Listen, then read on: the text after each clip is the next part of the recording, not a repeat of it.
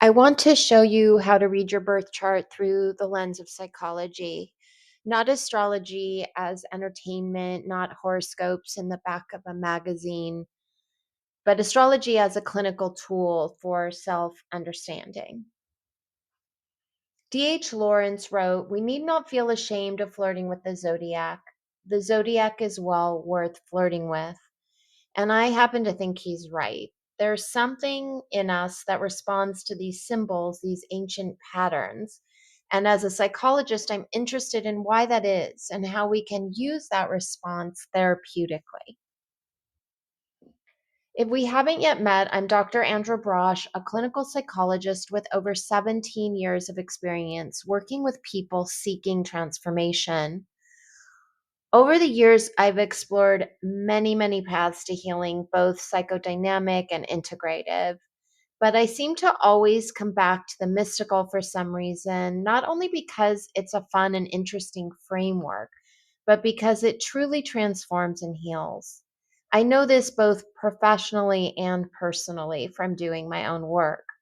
I use astrology and tarot in my practice, but not as fortune telling devices. I'm not predicting anyone's future or telling anyone the universe wants for them. I use them as assessment tools, as mirrors. They give us a shared language for patterns you've been living with but didn't have words for. Most of my clients aren't broken. They're caught in these developmental tensions they don't understand. And these tools help us to see those tensions more clearly. I want to just address the obvious, and that is that astrology is considered a pseudoscience because it lacks scientific validity. I'm not going to argue with that or point to any other research. It's just not empirically testable in the way that cognitive behavioral therapy is. But it is a dynamic theoretical study that's been practiced for thousands of years, built on the Hermetic principle that the macrocosm, the universe, is reflected in the microcosm, individual existence. There's a correspondence between different levels of reality. And here's what matters clinically: you don't have to believe in astrology to benefit from it. You just have to be willing to use it as a mirror. The principle underneath all of this and the four tenets of my work is as above, so below, as within, so without. This comes from Hermeticism, from ancient texts like the Emerald Tablet. Alchemists used it when talking about turning lead into gold, which was really just a metaphor for transforming the self. Mystics and magicians understood that actions on one level affect other levels of reality. And in psychology, well, we know that the inner world of the psyche, your thoughts, emotions, beliefs, gets mirrored in the outer world of your experiences, your relationships, your life. This is what we call projection or transference. This is how the unconscious works.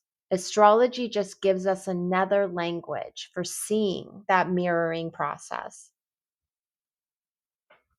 So, your astrological chart is a snapshot of where the planets were at the exact moment you were born. And it can serve as a mirror, not a prescription, not a prediction, but a reflection of who you feel you are and who you have the capacity to become. When I work with clients, I don't hand them their chart and tell them what it means. I ask them what resonates, what feels true, what doesn't land at all. Because the chart is just a starting point for a conversation about their lived experience. Your birth chart is not destiny, it's a developmental map. The houses show where different psychological needs get met or don't. The planets show how you approach those needs. This gives us a shared language for patterns you've been living but couldn't articulate. The astrological wheel has 12 houses, and each one represents a different domain of life, a different question you're asking about yourself. The first house, your ascendant, is how you choose to be seen, how you show up when you need to perform. And I want to be clear, this isn't fake. This isn't a mask, as it's referred to sometimes. It's what I call conscious adaptation, a relational strategy, and it's psychologically healthy to have a public self. Across the way, the seventh house, your descendant, is where your relational self learns through the mirroring of other people. So, overall, these aren't arbitrary categories, these houses. They map onto real psychological processes: identity formation, attachment, how you meet your needs, how you create safety. The houses also map onto Maslow's hierarchy of needs. The bottom of the chart, houses 1 through 4, deal with physiological needs, safety, how you were shaped by your family. The middle houses, 5 through 8, deal with self management, creativity, relationships, intimacy. The top houses, 9 through 12, deal with expansion, recognition, belonging, and self actualization. This isn't random. The chart is showing you where you learn to meet certain needs and where you developed compensatory strategies because those needs weren't met. It's a developmental map. Each astrological sign corresponds to an element: fire, earth, air, or water. These elements offer us a symbolic language for what we're experiencing in our bodies, our thoughts, our emotional landscape. We contain all 4 elements the way Earth herself does. Each element carries distinct qualities and expressions, but it's their integration, not their isolation, that creates wholeness. We're not meant to favor one over the other. We're meant to learn their languages, understand their gifts, recognize when we're over identified with one and starved for another. Your sun reveals your primary elemental expression. But if you look across the zodiac wheel to the sign opposite yours, that's where you'll find the balancing element you might be unconsciously reaching for. The element that could offer you what your dominant energy lacks. Not to replace what you are, but to complete it. Your chart also has an elemental language. Fire signs are intuitive, action oriented, driven by vision. Earth signs are grounded, practical, focused on what's tangible. Air signs are mental, communicative, processing through language. Water signs are emotional, sensitive, processing through feeling. Most people have a mix, but you'll have a dominant element, and that tells you something about your primary way of being in the world. Are you led by instinct, by logic, by emotion, by what you can touch and build? There's no hierarchy. All elements are needed.